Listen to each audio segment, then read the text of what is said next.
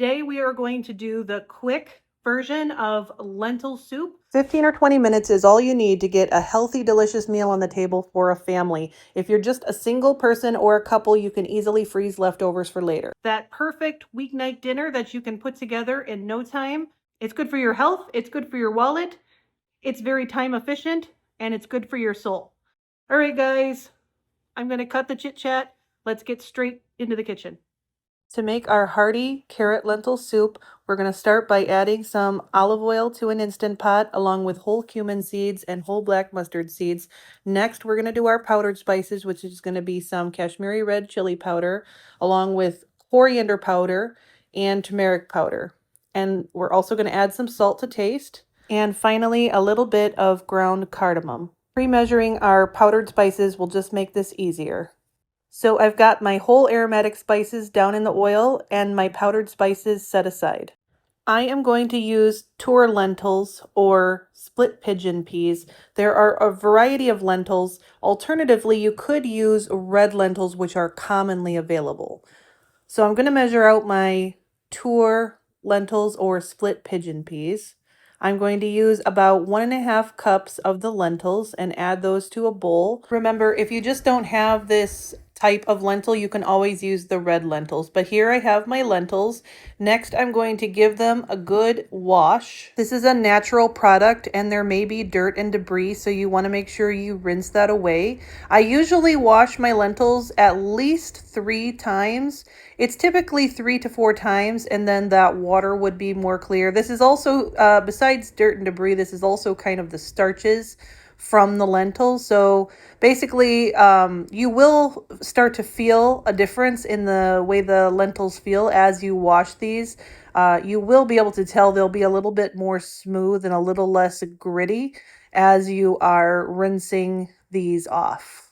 Next, we're just going to prepare our onion. We're going to remove that outer skin and we're just going to thinly slice it. I'm planning to puree the soup. You can leave it chunky or puree it. I'm planning to puree mine, so I'm not going to get too caught up in cutting these down too much. I'm just going to give them a very quick slice, and I've sped this up for your convenience.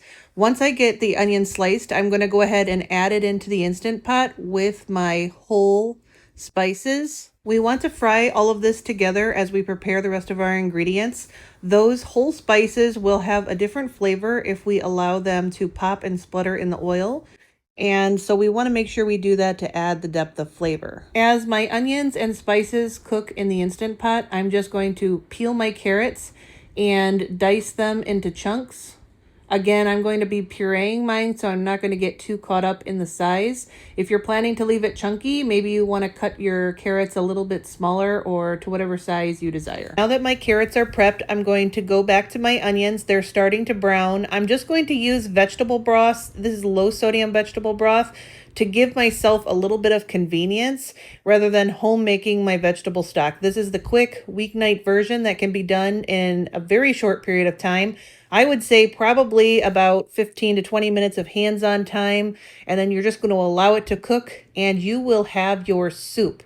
So the next step is going to be to add in some garlic. Garlic to taste. I like a lot of garlic, but add however much you like. I'm using the, I guess you could call this like a jarlic, but it's from Sam's Club. It's the super big package of it because I use a lot of it.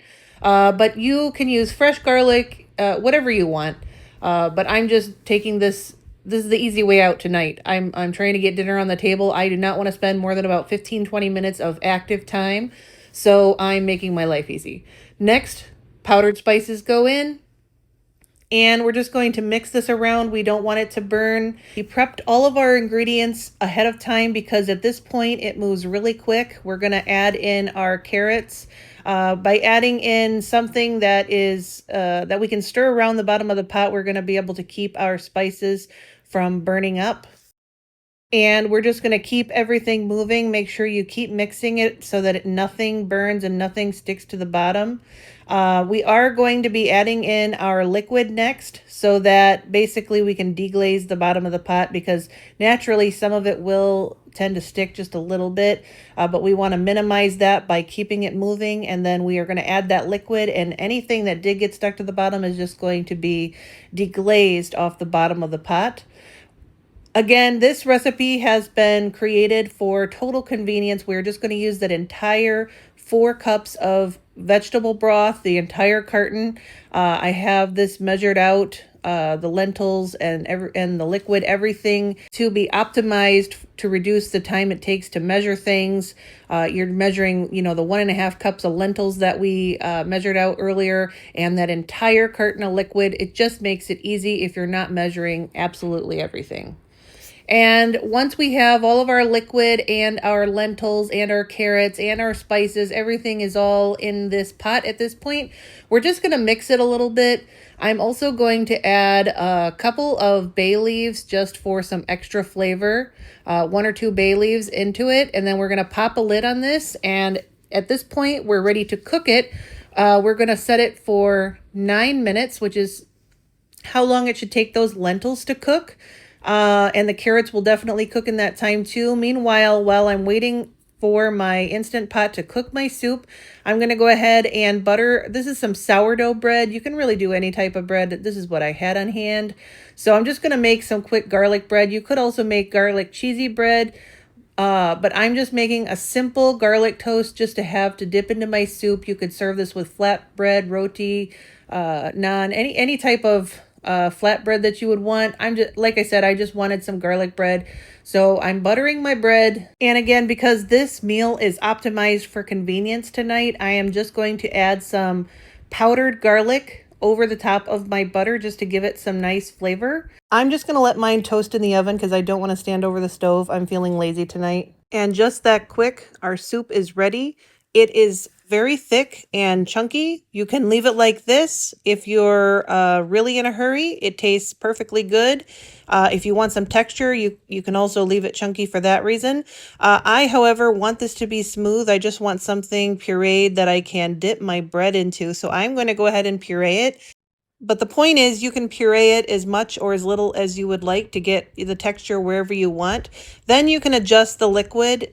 You can add water or you can add a little bit more stock. I did have an extra thing of stock, so I adjusted it with the stock at the end. My soup and my bread are both done, so I'm just going to add some to a bowl, and we're ready to enjoy this. Guess what, guys? There are no processed ingredients in this. This is all hearty, healthy food that's super cheap, and this can be made super quick. It is the perfect nutritious meal for a busy weeknight. Enjoy.